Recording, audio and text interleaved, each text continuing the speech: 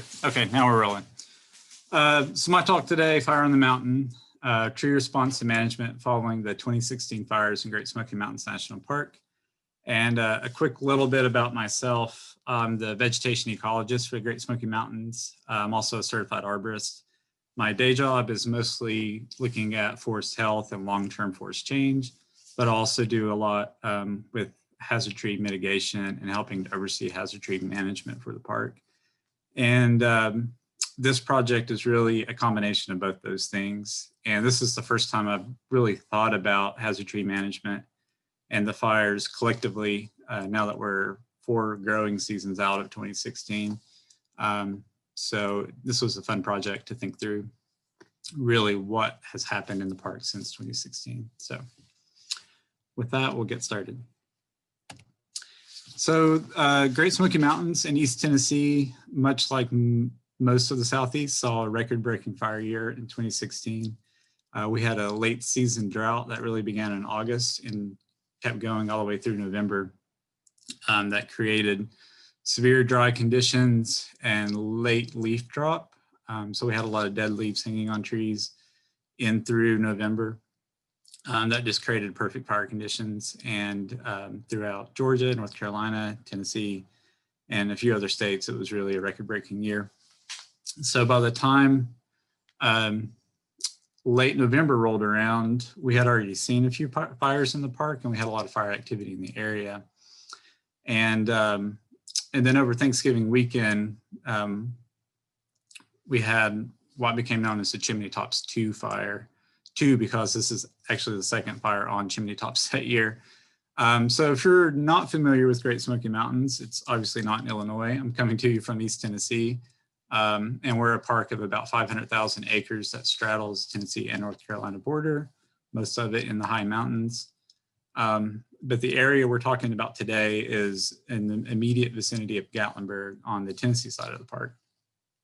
So if you were in Gatlinburg and you wanted to drive up the mountain, about 7 miles later, you would come to this view and you would see Chimney Tops up in the distance, which is a really craggy location. And this is where the fire began in November of 2016. And this photo here is when the fire was still less than 40 acres in size. So the fire burned for about 5 days. And maintained mostly less than 5 acres. So this is on vertical terrain, burning in soil around rock, and really began to grow on this day when it expanded up to 40 acres, but it was still really contained. So we had a fire that went from this to something like this in about a 24-hour period. So as I said, on November 27th, it was around 40 acres. And by the night of November 28th, it had grown to over 17,000 acres. And the catalyst behind this was a windstorm. So we have a unique wind phenomenon here in the Smokies called a mountain wave, which you can think of it as straight line winds, like a derecho that pours down the lee side of a mountain, usually related to low front conditions. And let me see if I can turn my video off here. No, okay. Cool. So we had 90-mile-per-hour winds really pushing this storm and allowed for such a great rate of spread. And that 90-mile-per-hour winds was followed by heavy rains on November 29th that largely put out the fire. So this entire event happened mostly within 24 hours, with the majority of the fire spread happening over about an 8-hour period. So this photo would be taken in between Pigeon Forge and Gatlinburg, just for some context here. So the mountains in this photo would have been heavily covered in vacation homes mostly.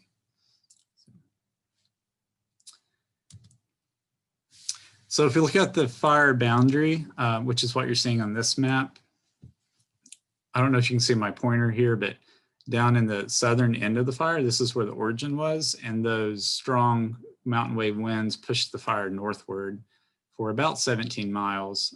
You can see the light blue is the park boundary with Gatlinburg sitting just above it, and then Pigeon Forge on the very north side of this map. So as I said, the fire burned about 17,000 acres, of which 11,000 was within Great Smoky Mountains National Park boundary. And you can see on this map, I included a lot of infrastructure. So dark black lines are our road system, and then dashed lines are our trails. And so we ended up with about 19 miles of roadway within the fire perimeter, and quite a few more trails than that. But I'm really today going to talk about hazard tree management in association with these 19 miles of roadway. So one thing I wanted to point out, when fire moves this quickly across the landscape, what we would expect is a big variety in fire intensity and fire spread. So what we should expect is some areas of really high fire intensity, which leads to high fire effect severity, and then areas of really low intensity. So we knew when we had such a large fire, we would have a mosaic on the landscape of fire effects. And so if we look at those over top of this map, well, let's look at those here. This is kind of what the fire would look like on the landscape after the effects. And we can talk about these in low, medium, and high fire intensity and fire severity across the landscape. And what you may see here in that top photo is something we would consider low fire severity. And low fire severity would be removing most of the leaf litter off the ground, some of the duff off the ground, and then really leaving intact a lot of the heavy fuel. So if you look in this top photo, you see a lot of heavy wood still on the ground. But the understory vegetation is charred, but it's still there. And then we'll see on the trees, we'll see char heights of a couple feet, but we're not seeing anything over 1 to 2 meters in char height. So we would consider that a low fire severity. In the bottom left here, we would consider a mid fire severity. And this is what a lot of the pine oak stands look like in the park after the fact. And you can see here it's total duff consumption and char heights of 1 to 2 meters on the trees, and then variable canopy death. So when we're talking about fire severity, we're really talking about vegetation severity. And in these mid severity sites, we would see a lot of canopy death, but not complete canopy death. There's still living trees mixed in there. And then if you roll into this bottom right photo, you would see high fire severity, which is total consumption down to the mineral soil of all fuels on the ground, as well as nearly 100% canopy death of trees, and usually nearly 100% consumption of shrubs and sapling growth, which is what we have here in the bottom right photo. So that's sort of the mosaic we were seeing across the landscape. And if you actually put it on the landscape, we can map that like in this photo, where in this case, we have 4 categories of very low severity, low, moderate, and high. And for the purposes of this talk, we're going to consider very low and low as sort of the same thing. Both of those had char heights less than 2 meters tall on the trees, imperfect and impartial duff consumption on the ground, and a little immediate overstory tree mortality. So the majority of the trees, as we moved into 2017, were still living in the green and blue areas of this map. But as we get into yellow and red, that would be moderate and high severity fires. And that's where we would see increased tree mortality up to full canopy replacement fires in the red areas.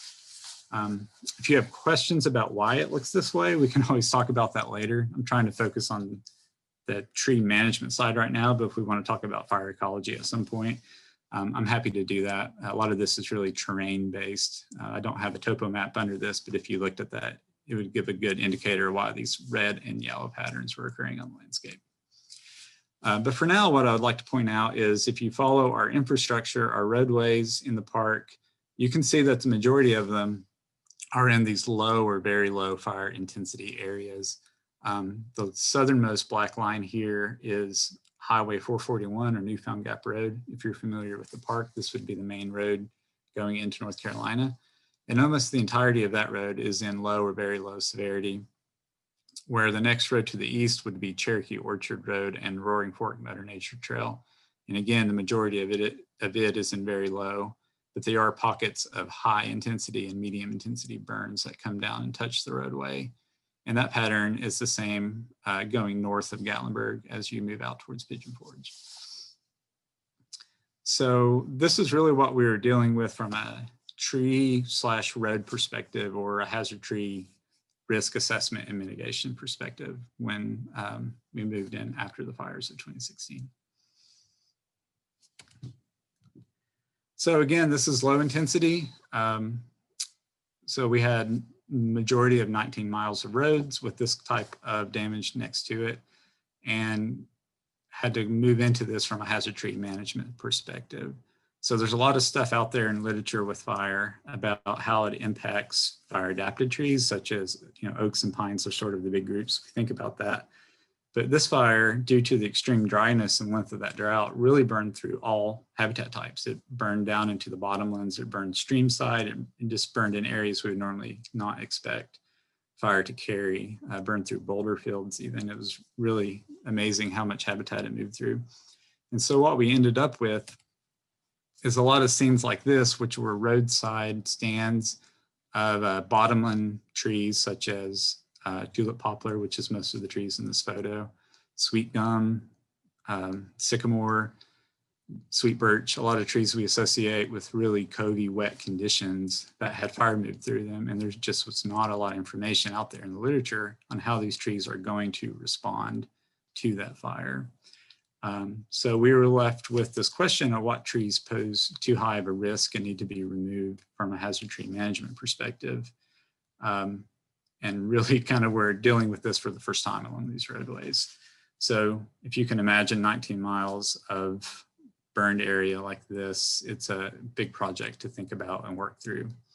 And so it happened in chunks. And so the remainder of this talk, I'm really going to walk through our thought process of how we decided to make the decisions on what trees to remove based on what we were seeing in the field.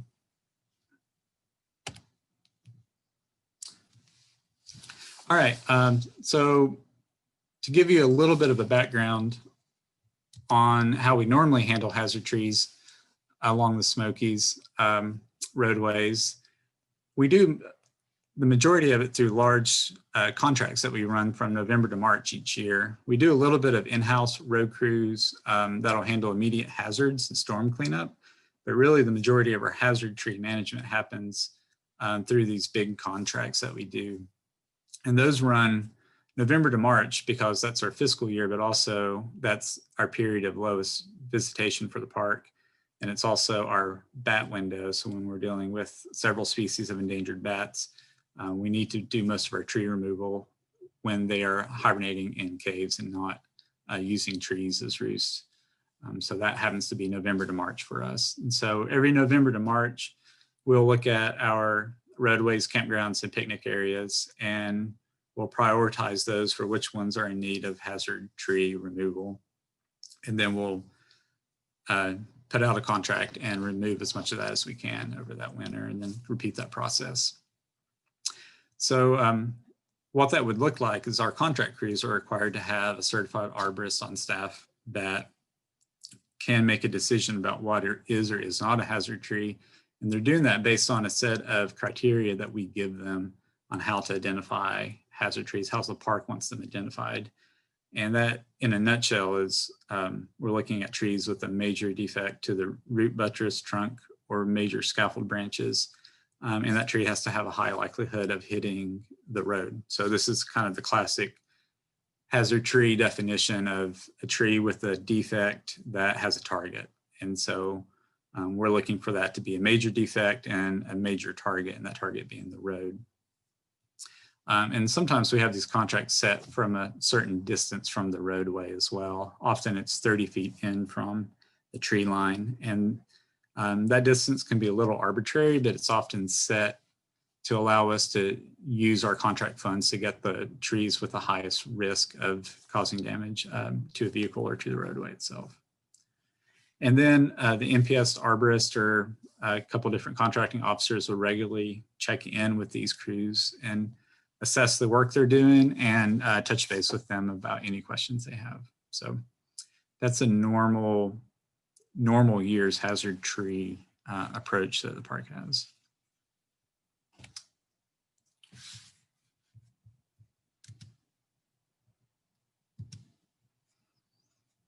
Okay, so I want to move down this timeline here of what we were seeing post-fire and what that meant for hazard tree mitigation. So immediately after the fire, we went into a hazard mitigation phase that was really based around opening the roadways and allowing access to the park again and making it safe to operate within the park. You can see in some of these photos, a lot of that was just getting material off of the road itself, stuff that had already fallen, and piling that up for later removal. And this was done with some contract crews, as well as in-house crews and large fire crews that were brought into the park post-fire there.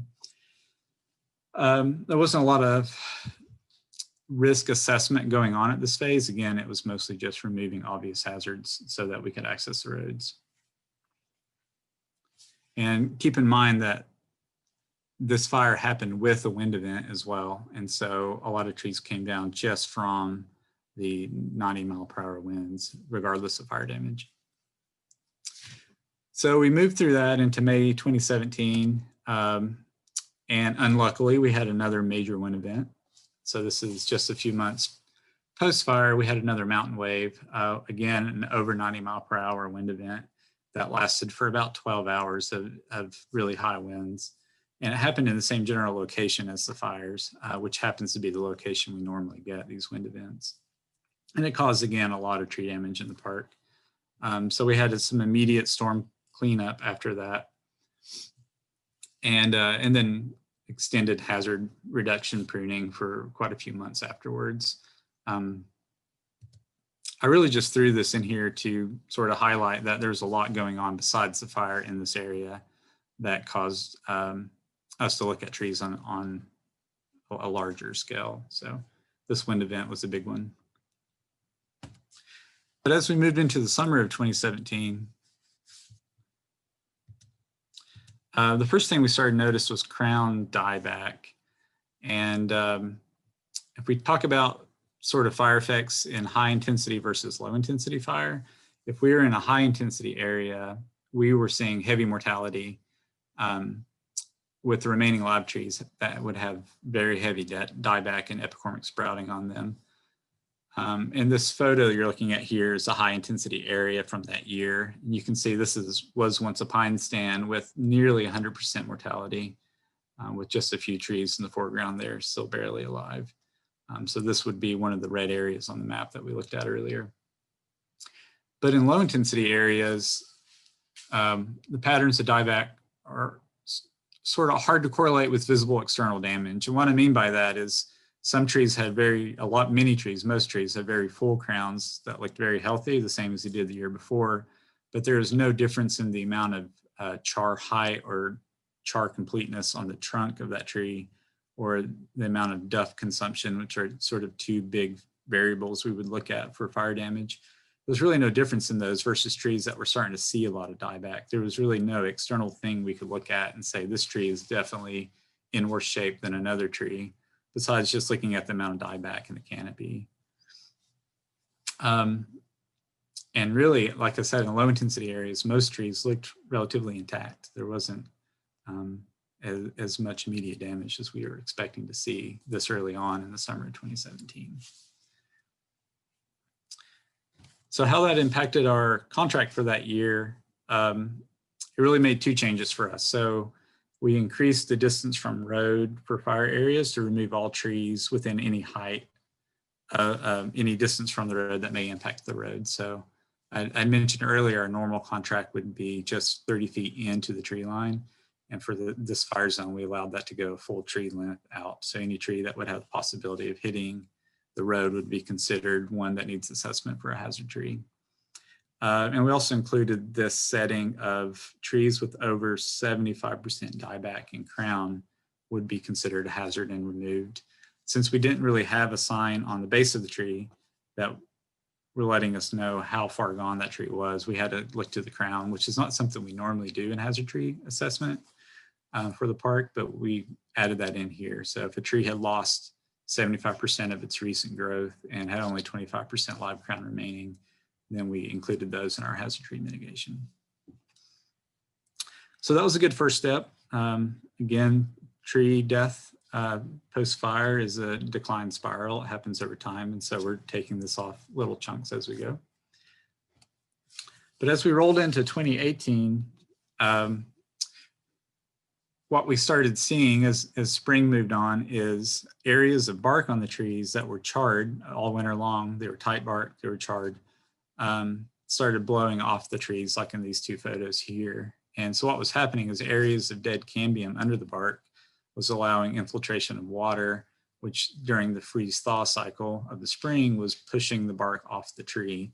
And this was really the first time we could see where there was a lot of dead tissue on these trees under the bark. So, you know, some trees looked like these two in the photos, and then other trees that looked identical to them were tight barked, did not have cambium death, but still had char heights on them of a couple meters. So this is really our first indicator of which trees were going to be a problem into the future based just on the basal conditions of that tree. So, you know, the two trees in this photos, that's a mountain silverbell on the left and a tulip poplar on the right there. A lot of these trees still had full crowns. So when summer of 2018 came along, we saw this basal damage, but no really loss in leaf cover or heavy dieback in the crowns of the majority of these trees. They still looked good in the top, but had major cambium damage in the bottom. So that really is what we focused our contract on this year. But as we moved through 2018, we saw a new problem, and that was stem failures in mid-sized trees. And so this mostly happened in sweet birch and red maple. These trees looked great, full canopies all summer long. And then as summer wound down, we saw a big explosion of these shelf fungi, this violet-toothed polypore, moving up the stems. And then very shortly after that, we were seeing mid-stem failures of thousands and thousands of mid-story trees that we were not expecting based on their condition 2 months before. And in fact, if you move through the Smokies in the fire area now, you can just find so many of these trees snapped and on the ground from this time period. It's a really interesting occurrence.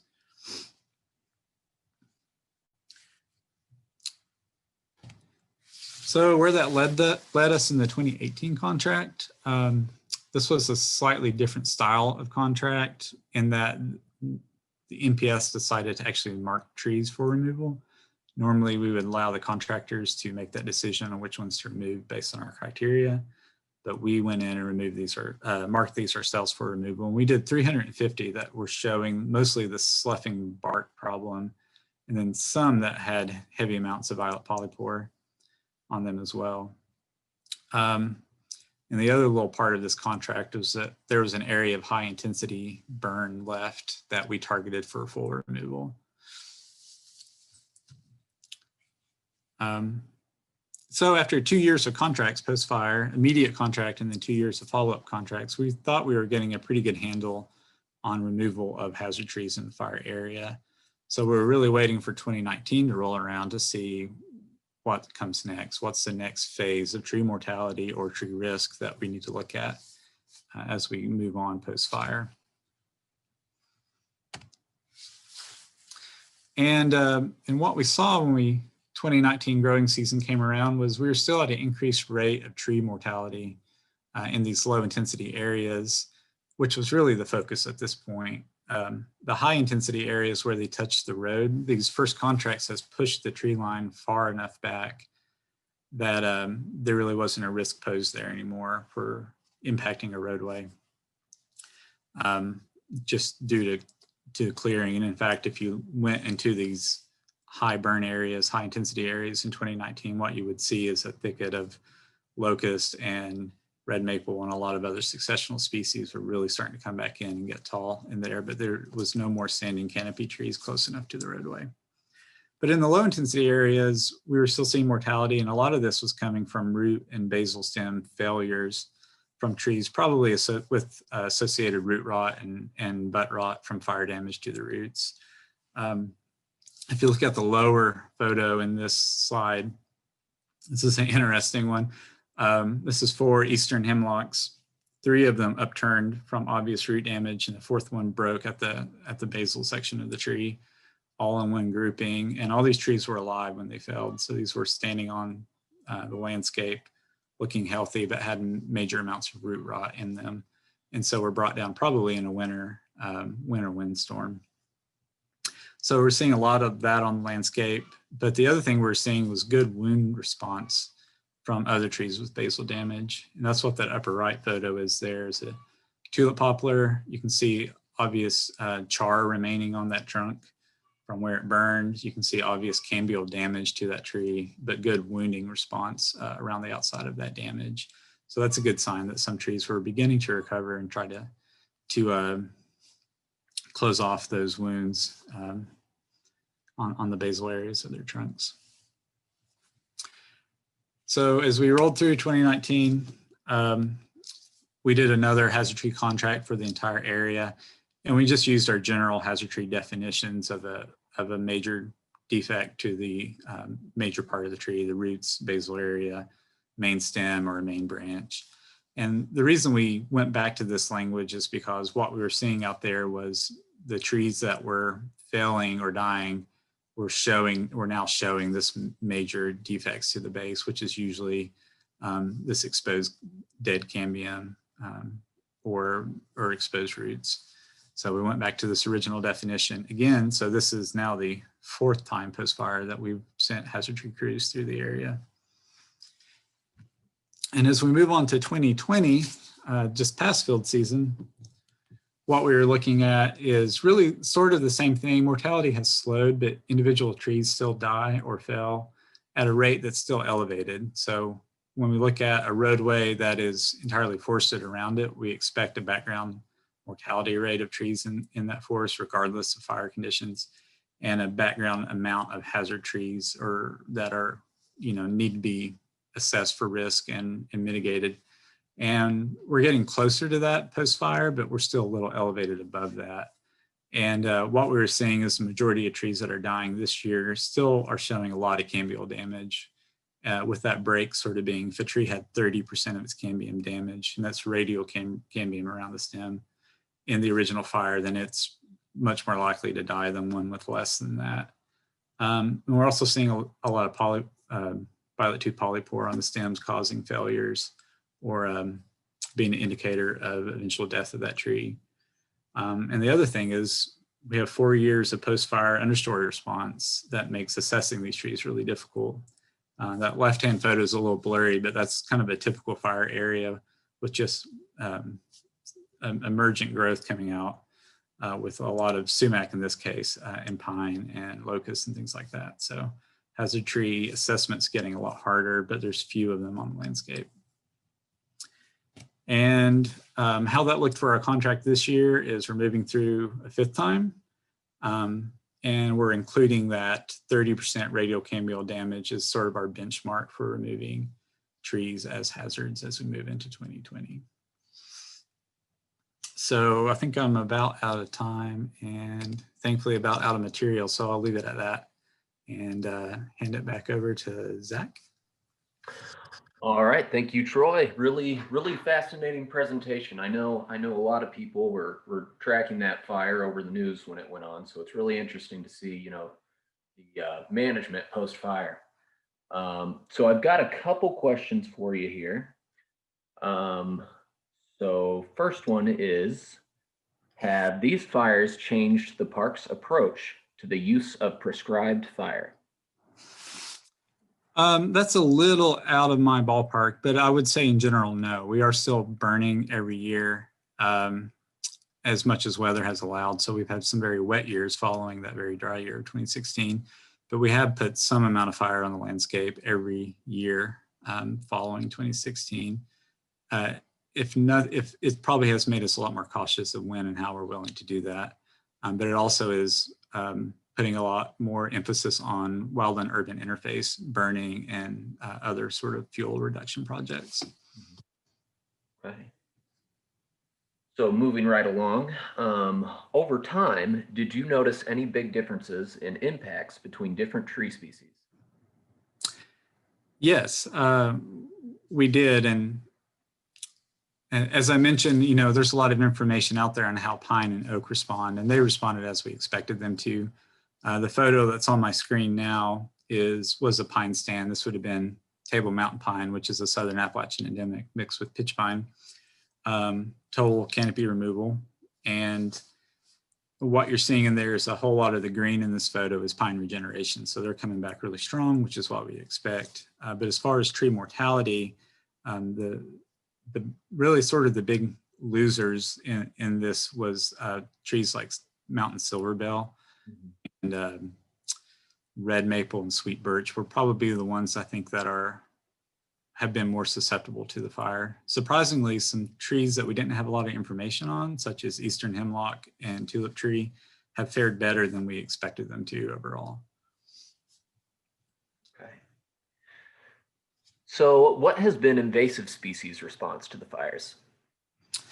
That's a whole nother talk, and one that would be really exciting to give. It has been a lot of removal of coltsfoot and a lot of removal of tree of heaven and paulownia in these areas. Our park has a vegetation management crew, and just as we were applying for funding for burned area restoration for hazard tree removal, they were for invasive species mitigation. So they put thousands of man hours into combing really these high intensity areas like what we're looking at in this photo and removing those invasive species. And they can correlate really well. If the canopy's open, they're seeing these species move in. If the canopy's closed, they are not. So, as these canopies close in with this regeneration, they're expecting that process to slow down so that the amount of hours they have to put into it is getting quite a bit lower. So last question here, are there any efforts to replant trees? No, not following this fire. We're very lucky in the southeast here to not have a problem creating trees. As you can see, hopefully in this photo, it's a little hard to see, but trees are coming back naturally very quickly on their own, maybe a little denser than we want them to, honestly. But we're not in a place where we have to plant anything new. We're getting a lot of native regeneration coming in, thankfully. Good deal, good deal. All right, well, I guess we will move on to our next speaker. Thank you, Troy, for a great presentation. So next up, we will have Chris Evans, an extension forester with the University of Illinois. He will be speaking on the history of the use and non-use of fire in Illinois and how that has influenced the development of our forests. So Chris, you are welcome to share your screen. All right, thanks, Zach. Let me get mine set up here real quick. Okay. There we go. So you should be able to see my screen now. Got it perfectly. Great, wonderful. Well, when we put in this this whole workshop together and we decided to have a day on fire, one of the things we talked about was doing contrasting talks. And so that's why I really like these two talks next to each other, where we had Troy talking about this kind of extreme case of wildfire. And then I wanted to spend some time then talking about prescribed fire, but then really put it in context overall of how the forest here in Illinois really are fire dependent forests by and large. And so the idea came to do this talk really about what I call the land built by fire. And really, you know, the talk is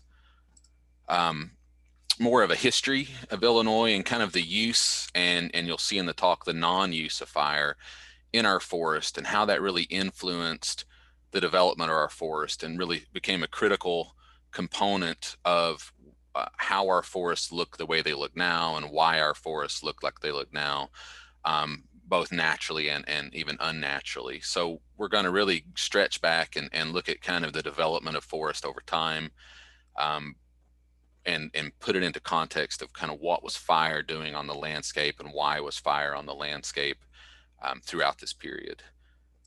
And so we'll just start, really, we're talking about recent history. Illinois has a long history. We're talking about after the glaciers receded, starting about 12,000 years ago or so, and then how the forest developed after that, because you'll see in this talk that our forest we have today really got its genesis, its start, about 8 to 12,000 years ago. Previous to that, much of Illinois was under about 500 to 1,000 feet of ice. Once those ice sheets retreated, again, started about 12,000 years ago, we really started with very cold environments. We had spruce forests, things like that. But it pretty quickly moved from that as the climate continued to shift. And starting about 8,000 years ago, roughly, we really saw a big warming climate here in the Midwest. And then we got into what we call a super drought, or this very long, thousands of years long period where it was very dry, very hot. And this coincided really with the arrival of humans on the landscape at that time, about 12,000 years ago in this area.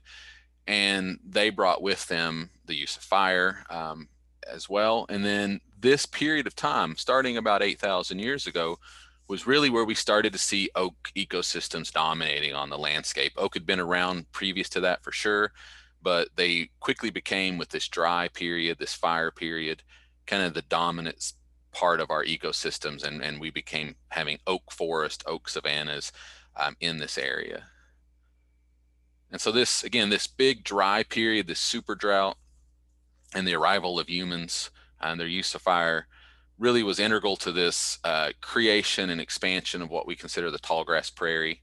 And it moved east with this drying period all the way into Kentucky and Ohio, and then really captured most of Illinois at that time, where why we're the prairie state, right? It was because of this, because of fire on the landscape, because of this super droughty conditions. And our ecosystems, our plant communities, spent a few thousand years kind of sorting themselves out at this time. They developed, again, these prairies, savannas, our forest, kind of in this period. But then about 3,500 years ago, that the climate moved again. And so we started getting more moisture, more rainfall, more humidity, and we got out of this super drought. And it became more of a forest kind of climate, even though we're the prairie state. And we saw a lot of reforestation on the landscape. But here's really where human use of fire really was integral, in the sense that we kept our prairies, we kept our savannas and our open forest because of fire on the landscape. And it was largely not lightning caused fire or anything like that. It was largely human caused fire. So we think at this point in time, a widespread use of fire on the landscape with the early peoples that were in here, the Native Americans that were in here. I mean, we were discovering that they used fire for a lot of different reasons. There's a lot of kind of reasons for putting fire on the landscape. Everything from clearing travel routes, for banana culture, which I'll talk about in a second, promoting other edible vegetation, tending things, driving game, facilitating and hunting, clearing underbrush for safety reasons, manipulating habitats better to their liking, fire protection near permanent settlements. There's a lot of reasons why fire was put on the landscape. And talking about that banana culture, that's basically tending and the promotion of acorns. And so back then, oaks were on the landscape, and they became a very valuable part of the landscape, not only to our wildlife species, to our ecosystems, but to the peoples that were here at that time, as a food source for sure. And so it quickly became recognized that fire was important to oaks, and fire was a way of not only promoting oaks, but making it easier to find and harvest acorns as well. So we think a lot of fire was put on the landscape at this time, again, to facilitate acorn collection, finding acorns, as well as promoting these oak species. And so fire, at this point, we think, again, it was used a lot. It was still kind of variable. And so the best estimations, if you look at research out there on what we call the fire return interval, or the natural reoccurrence of fire on the landscape, that our forest in Illinois was very, very variable, and fire returned on the landscape on average anywhere from every 2 years onto the same spot or every 26 years. So very variable, but return. This was a regular occurrence. Fire in a particular acre of woods was a constant, came back. And if you look even at the early European explorers or people that the surveyors that did the GLO surveys back in the day, if you look at their writings and their journals, it's just filled with observations of fire. And it was talking about how people used fire, what areas were burned, whether it's prairies or forest.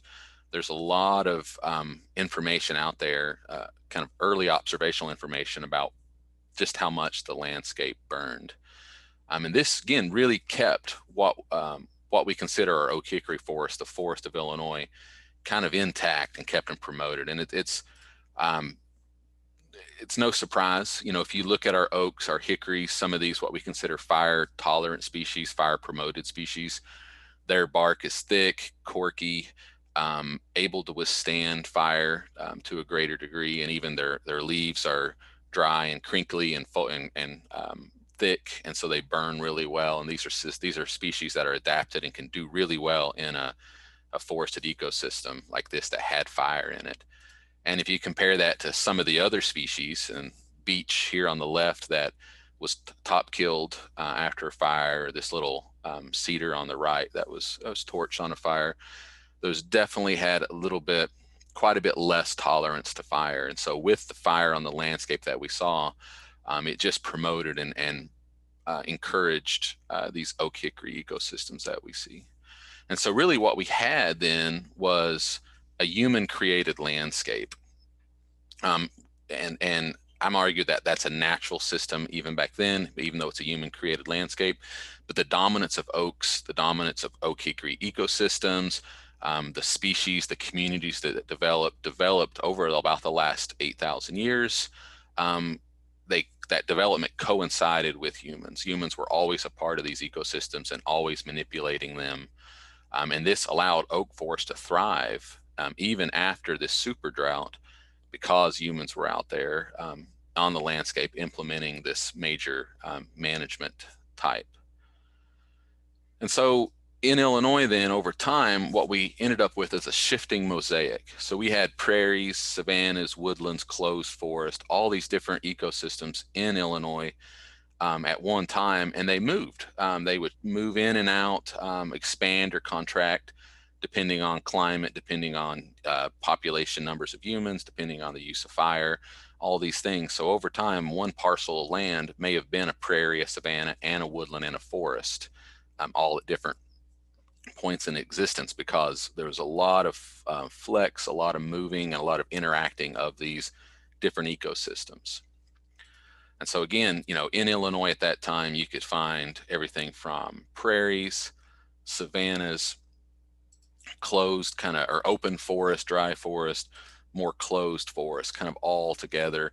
And then this led again to this development of our system and the development of the great diversity that we saw in Illinois in terms of our forest. And, you know, we have 180 plus species of trees or native shrubs that are native to Illinois, 20 different oak species, 10 different hickory species.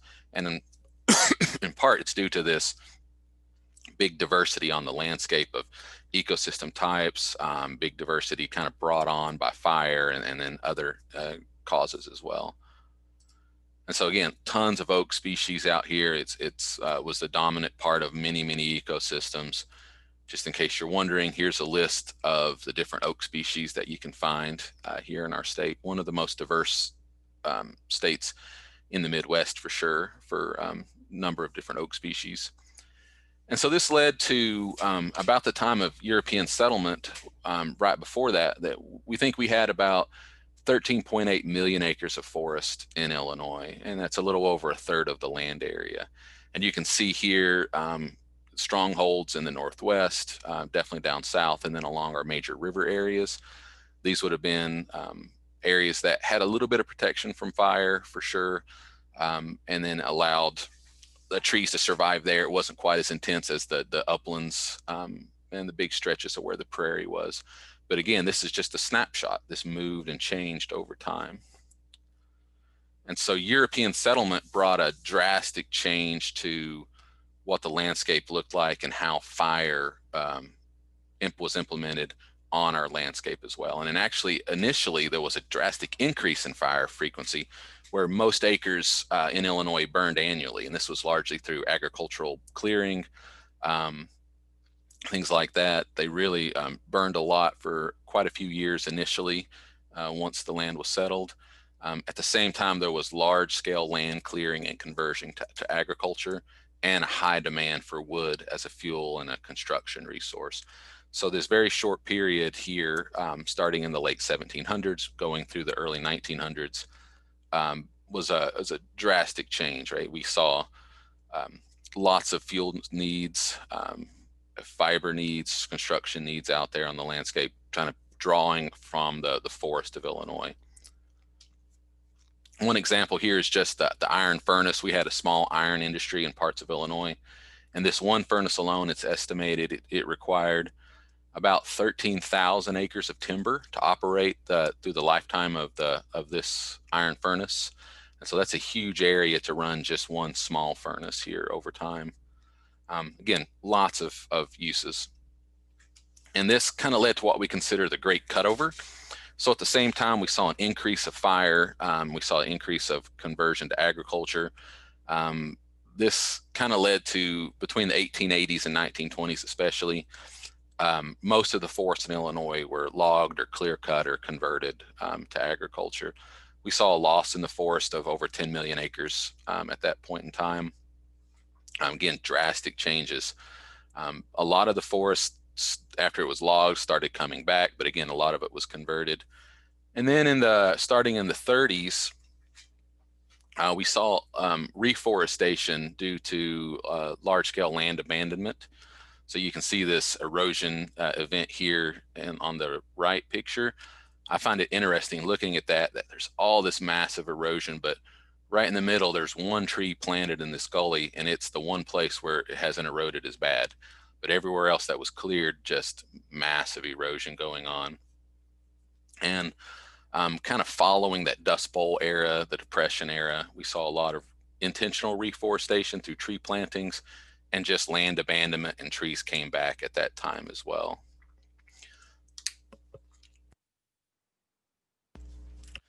But the way the forest developed following kind of this time period was a little different than how it developed naturally, because we had a different view of fire at this time. So starting in the 30s and 40s and 50s, Old Smoky here was very successful in kind of relaying kind of how we thought fire on the landscape. And this time it was really a fearful view of fire, a destructive view of fire. And we thought fire was not a good part of the landscape and should be removed. And so going from burning very frequently to actively putting fires out. And so in Illinois and much of the East, much of the whole US, fire towers were constructed. People were employed to watch for fires so we could put them out immediately. And so starting then, fires were suppressed. We didn't really see that many fires on the landscape. So as these new forests developed following land abandonment in the 30s, they developed in the absence of fire. And this was a very, very big departure from how they historically developed over the last 10,000 years or so, which was with very frequent fire. And so it changed a little bit of like how these forests developed. And it allowed for closing in of open ecosystems. So here is where we had some prairies, savannas, and woodlands left. A lot of times those systems, in the absence of fire, kind of migrated into more closed forested ecosystems. And our natural forest, our oak hickory forest, really started going through this thing we call mesification, where species that can tolerate shade, that are sensitive to fire, that like a little bit more moist conditions, were able to thrive now because the regular fire in our upland forest wasn't there anymore to kind of keep them knocked back and impact them. And so we started seeing, even though we had oaks and hickories in the overstory that kind of regrew initially, we started seeing things like maple and beech moving in and really occupying more and more of the space. And this is really largely due to the absence of fire in these systems. And so now you can see things like this a little more commonly on the landscape. And this is a good example here where if you look at the bigger trees, like the one in the middle, the couple over there, that one, they're all overstory oaks or hickories, big mature trees. That canopy in most of our forests nowadays is about 80 to 120 years old. But underneath of that, and all of the young trees coming in, like in this picture, are all mesophytic species, non-oaks, non-hickories. In this case, it's all sugar maple right here. Again, because there's a non-use of fire on the landscape. Another look at that just with beech moving in. And this really does create different conditions where you have more shaded conditions, more moist conditions. You have a non-ability for oaks to survive in the understory, young oaks in there who need more open conditions. And our forests have kind of moved away from what they looked like historically due to the non-use of fire over the last 80 years or so. And this is a big influence in the state. So if you look at the state and what we have, 68% of our forest we have nowadays in the state is an oak hickory forest type. It's by far the most abundant forest type in Illinois, with over 3 million acres of our 5 million acres being this ecosystem type. And so again, this is happening kind of large scale across the state. Our forests look very different than they did historically, largely because fire is gone from the landscape. The good news is over the last 30 years or so, we're really returning fire to the landscape through the application of prescribed fire, not only in prairies, but in our forested ecosystems. People are realizing the kind of the natural component of fire and how important it was historically, as well as the benefits you can get on the landscape from implementing a prescribed fire in a forested ecosystem to drive it into a direction that you want it to go. And so we're seeing this all across the state. We're seeing fire put on the landscape through kind of intentional application, potential prescription. We call that prescribed fire. Again, in our forest, in our prairies as well. And so there's been some neat studies out there showing kind of how this has influenced the landscape in Illinois and through the Midwest. And just one example here, prescribed fires can be used to suppress understory woody plants and promote the establishment of light demanding grasses and forbs. And so this picture here is an area that was burned. It hadn't been burned for a long time, and this is after one burn. And you can see there's a ton of species in the understory, a ton of grasses, some neat forbs, including some really rare ones that just flourished following even just one burn.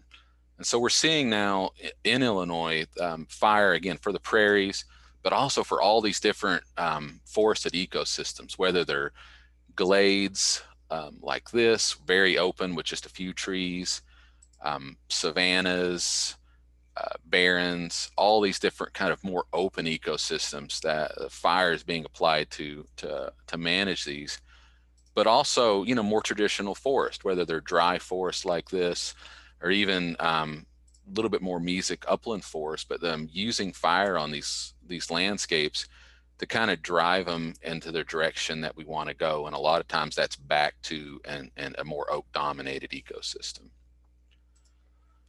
And so we see, you know, just again, a statement from 2013 that prescribed fire does tend to select for oak regeneration and against some of these mesophytic hardwoods like maples. And this is a shot here of the forest at Dixon Springs Ag Center where I work, where we're implementing fire on the landscape as a test plot to try to see how that's changing our forested ecosystems here. And then just another example of a couple of sites that have used fire for many years in a forested ecosystem to create what they consider an open oak system. So it's not a closed forest, but they're looking for diversity, a lot of wildflowers in the understory, a lot of different species kind of able to grow in there. And I think they're really interesting to kind of see the results of 20 or 30 years of fire in these systems and how they look, of how we think more historically a lot of the forest in Illinois does look. And so currently now with prescribed fire in Illinois, there's every year it varies, but on average about 50,000 acres are intentionally burned in Illinois every year, and that's prairie and forest, and they're burned for a lot of reasons. Oak regeneration, restoration, burned for invasive species control, for wildlife habitat, for hunting opportunities, and for wildfire risk and fuel reduction, for sure, especially in following kind of storm damaged areas. And just one recent thing, if you're interested in kind of how fire is being looked at now, there's the Prescribed Fire Council in the state did a fire needs assessment, which they came out and said that we need to be burning to manage the forest that we really want to manage in the state, about 200,000 acres per year, forest and prairies. And we're way below that number now. So their recommendation is to increase the amount of fire on the landscape to really get more healthy forest if we can. And I was interested in reading that they also said we need the occasional high intensity fires as well. Just low, like repeated low intensity fire may not get you over that hump to get rid of a lot of the maples and things that have colonized for so many years, that we need to look at increasing fire intensity and even increasing burn unit size over time as a way of meeting kind of the needs to get our forests and prairies back healthy in the state. So kind of just in summary, our forest communities in Illinois developed in the presence of humans and in the presence of frequent fire over the last 8,000 years. It was the driving force behind why our forests look the way they do, what species were in there. In the last couple hundred years, heavy clearing, conversion, and fire suppression really changed these forests drastically, and they look very, very different now than they have historically over the past. But over the last 20 or 30 years, the reintroduction of fire back onto the landscape is moving that back into a different direction to increase natural diversity and structure of our forest, and we think more fire is needed for that. And I'll put the last slide up just of a picture of me to show that this is not just me talking, but I actually every once in a while get to get outside and do some of that prescribed fire work as well. And I'll leave it at that. All right, thank you, Chris. Very, very informative talk. So let's see, I'm going to share my screen here. Oh, let me stop you here there. Okay.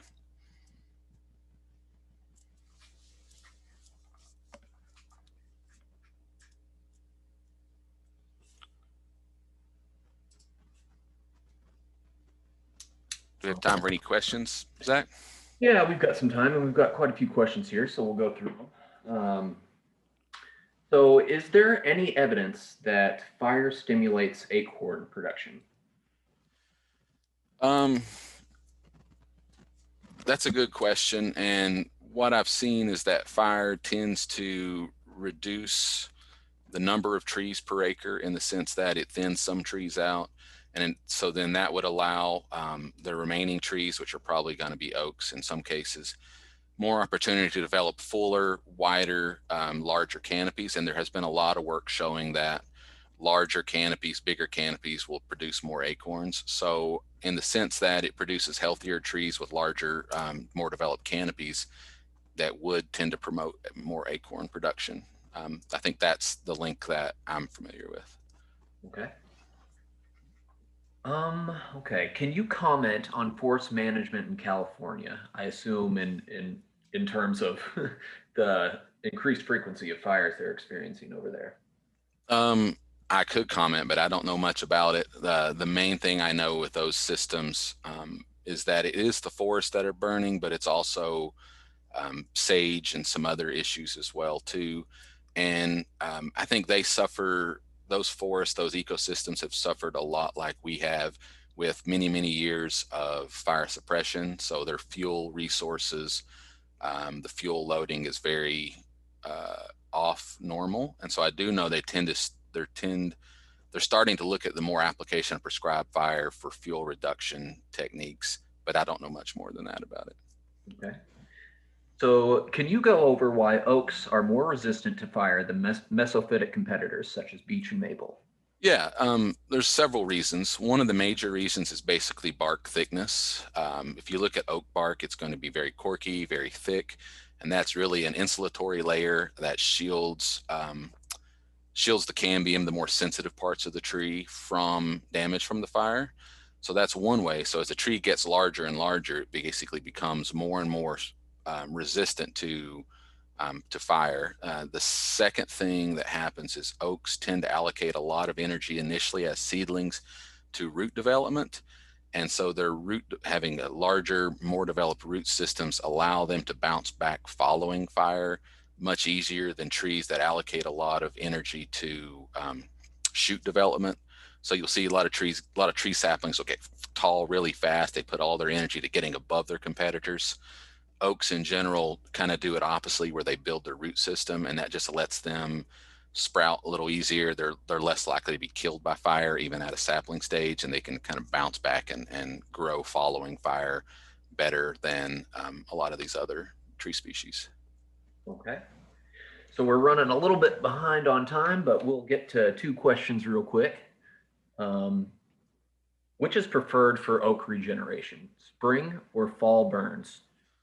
That's a good question. And what we think now is that sticking to either kind of one application of fire, so you do only spring fires and you do only a 3-year gap between spring fires or something like that, is not really the way to go, because it tends to favor some plants over the others. You fall into a trap of just doing the same thing.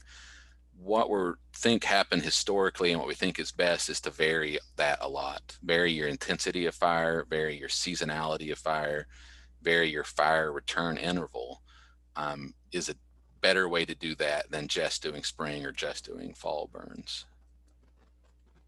Okay. And finally, what advice could you offer to the individual forest landowner to help regenerate the oak hickory forest? Biggest advice would be, well, there's 2 things. One is to get involved with an organization like the Illinois Forestry Association that'll regularly provide you with opportunities to learn more. But also look at getting a forest management plan on your land that kind of looks at what you have and how far that deviates from kind of what your objectives are, and it'll lay out the steps that you need to kind of meet your goals of your forest. And so depending on each individual forested land, that may require thinning or even harvesting trees that you'll need to do to kind of get you to where you want to be. Other lands it may not. So it's hard to say you need to do this without having the data behind it, and a forest management plan lets you get that data behind it. So that the biggest thing is work with a knowledgeable forester, increase your knowledge through programs, through groups like the Illinois Forestry Association, so you can figure out what you've got and you can make the right decisions.